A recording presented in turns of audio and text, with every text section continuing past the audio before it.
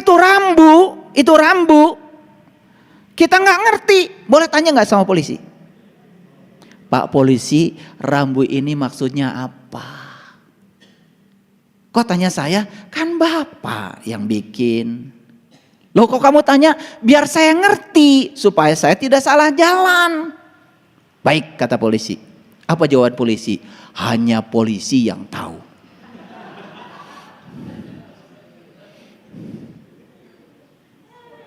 Jadi ini polisi bikin rambu-rambu, hanya polisi yang tahu. Ngapain disebarkan ke masyarakat? Allah bikin alif lam mim, alif lam ra dan lain sebagainya, hanya dia yang tahu. Ngapain disampaikan pada Rasulullah? Ngerti maksud saya? Biar pusing kalian. Habis ini kalian kan akan mikir. Jadi kalau gitu alif lam mim apa? Alif lam, cari aja sendiri, enak aja. Saya nyarinya juga berpuluh-puluh tahun. Saya udah kesana kemari itu. Saya nyari, katanya ada di sini yang ngerti, ada di sini ngerti. Udah saya temui semua, gak jelas. Saya tanya langsung aja sama yang bikinnya. Bisa. Loh, Allah bersamamu, lebih dekat padamu daripada urat nadi lehermu. Kemana aja selama ini? Gak usah tanya keluar. Makanya kalau ada masalah, jangan cari jalan keluar, cari jalan ke dalam. Keluar terus. Emang ini di luar banyak yang tahu? Belum tentu. Yang pura-pura tahu banyak. Saya sudah membuktikan. Puluhan tahun saya cari ilmu. Diusir terus. Dan orang yang tidak tahu kalau ditanya malah marah. Itu. Makanya kalau saya ngaji 120 pesantren, jangan terkecoh oleh saya. Bukan saya hebat. Ngaji 120 pesantren itu waktunya juga cuma 120 hari kok. Jadi sehari satu pesantren. Hebat apaan? Saya tanya ke pesantren ini, saya ingin belajar sholat khusyuk. Ada nggak di pesantren ini? Oh, belum waktunya. Kamu masih kecil. Oh, jadi sholat khusyuk harus nunggu ubanan gitu. Ya udah, saya pergi satu pesantren. Saya datang ke pesantren lain lagi, saya tanya, gimana caranya supaya nanti kalau saya mati, saya tidak buta. Karena yang saya tahu dari Quran surat Al-Waqiah, saat nyawamu di kerongkongan, saat itu kamu harus melihat. Pertanyaan saya, siapa yang harus saya lihat? Dengan mata mana saya harus melihat? Dan apa yang harus saya lihat? Dan apa jadinya kalau saya tidak bisa melihat? Itu pesantren kedua. Wah, katanya itu ilmu tinggi. Lah, kenapa buka pesantren? Jadi kalau begitu di pesantren ini ilmunya memang tidak sampai ke situ. Ngapain buka? Kalau cuma belajar bahasa Arab, A, I, U, Ba, Bi, Bu, gak usah buka pondok pesantren. Nah isinya kalau buka cuman belajar membaca terus buat apa? Pertanyaan yang mendasar bagi kita ini sekarang, kita dijajah oleh kebodohan. Kita ingin keluar dari kebodohan kita sendiri. Betul? Yuk. Jadi alif lam mim artinya apa? Alif lam ra. Hanya Allah yang tahu. Nerima kalian? Wah, kemarin nerima. Setelah dijelaskan begini baru mikir, oh iya ya. Kalau hanya Allah yang tahu, ngapain difirmankan ke kita? Bukankah itu petunjuk buat kita? Betul nggak? Ini saya cuma mengajarkan kritis saja. Karena ciri manusia abad 21 itu 5. 1 kritis, 2 kreatif, 3 kolaboratif, yang 4 komunikatif, yang kelima compassion. Cinta kasihnya besar. Nggak tahu kenapa ada orang yang mengatakan manusia abad 21 cinta kasihnya besar. Semoga saja anak-anak yang terlahir sekarang ini anak-anak yang berkesadaran, yang sudah melewati beberapa fase kehidupan di kehidupan yang dulu, lahir jadi anak yang berkesadaran sekarang. Semoga aja. Karena harus diputus itu satu generasi. Karena ketidaksadaran ini diwariskan terus menerus, mengerikan. Baik, bisa dilanjutkan? Sudah berapa yang saya ceritakan tentang penjajahan tadi? Dijajah oleh orang, tidak pernah jadi diri sendiri, dijajah oleh kebodohan, dijajah oleh pikiran. Banyak gak?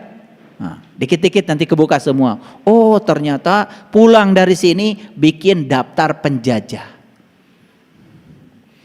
Yang dijajah itu juga. Oke. Makanya pertanyaan ini harus dijawab. Apa saja yang memperbudak kita? Harus dijawab. Nanti selesai kuliah di sini terjawab semuanya. Baik, kita lanjutkan dulu. Para sahabat, terus apa gunanya kebebasan? Masih ingat gak dulu? Lihat saya semuanya. Dulu kan gadis semua kan sebelah sini. Waktu gadis kan pengen nikah. Saya mau nanya jujur nih, setelah nikah pengen apa? Hah? Sendiri pengen bersama. Setelah bersama, nyesel. Enakan sendiri. Itu kan angan-angan saja, karena nggak tahu ilmunya. Sendiri ya tidak belajar menerima perbedaan, karena sendiri. Begitu bersama, disaktu kasurkan dengan orang yang berbeda, mulai mikir. Karena nggak ada ilmunya. Saya belajar tentang, saya baca buku judulnya From Sex to Consciousness, Super Consciousness, From Sex to Super Consciousness, bahasa Inggris. Jadi cerita tentang mengapa perempuan itu lebih kuat keinginan untuk seksnya dibandingkan dengan laki-laki. Gara-gara itu banyak sekali klinik yang menyediakan obat kuat. Betul nggak? Berkah nggak itu? Betul nggak? Coba di mana-mana ada aja. Pokoknya ejakulasi dini, hubungi si A, kan gitu kan? Betul nggak? Lah ya, pokoknya jamu-jamu yang kayak gitu terselubung tapi laku itu. Makanya kalau orang pergi ke sana biasanya pakai masker, pakai peci, pakai jas buat naro. Karena ternyata itu nggak tahu dari pesantren mana itu. Lihat saya semuanya.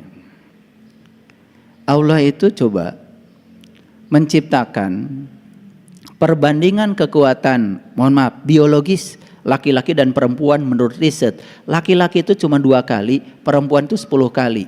Maka laki-laki harus mengimbangi 2 kali 5, bukan? Betul nggak? Siapa pencipta itu? Allah. Kenapa laki-laki itu alat kelaminnya tidak sensitif? Mengapa laki-laki itu alat kelaminnya sensitif? Karena laki-laki itu tidak melahirkan. Kenapa perempuan itu tidak sensitif? Karena perempuan itu melahirkan. Kalau sensitif, sakit. Tidak sensitif aja sakit.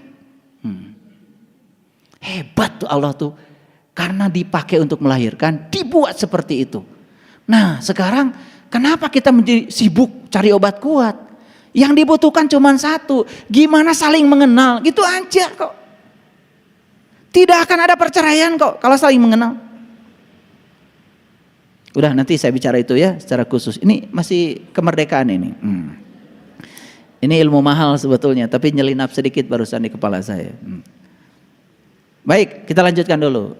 Makanya ya, seks itu bukan harus menimbulkan kita jadi kecanduan, tapi seks itu harusnya bisa menimbulkan kesadaran. Ini penting nih untuk diketahui. Tetapi saya tidak akan cerita ini. Kalau cerita ini langsung matanya nanti itu ya kita bahas tersendiri. Tapi syaratnya nggak boleh ada anak kecil ya. Baik, apa sih gunanya kebebasan? Lihat saya semuanya. Cinta itu harusnya saling memberi sayap. Kenyataannya cinta itu malah saling mengikat. Buktinya apa? Dulu ketika sendiri bebas. Loh ketika sudah menikah menjadi tidak bebas. Siapa yang pengen menikah?